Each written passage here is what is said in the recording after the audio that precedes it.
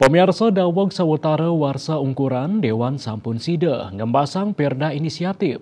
Pemekas sering warsane mangkin perda inisiatif Dewan Kota Denpasar ingi punika ngininin penyayuban koperasi miwa UMKM.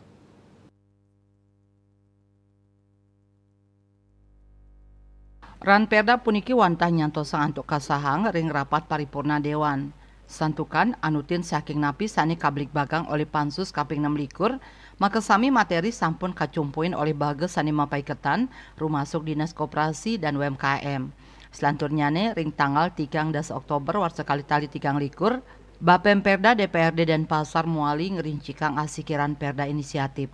Inggih punike ngenenin penyayuban tetanduran miwah wawalungan ring pabuat upacara agama.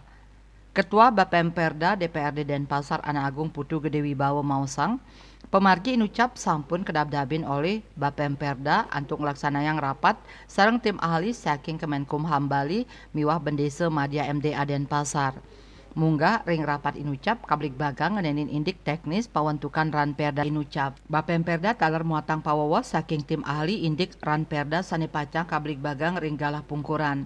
Asapunika taler sawetara ran perda sani sampun kablik bagang saking pansus sampun side kapuputang. Ran perda inucap sekadi perlindungan miwah pemberdayaan UMKM koperasi saha ran perda ngenenin pengelolaan lu. Kaping kalih ran perda kaselahin pansus kaping 6 Asmara Putra Bali Pos.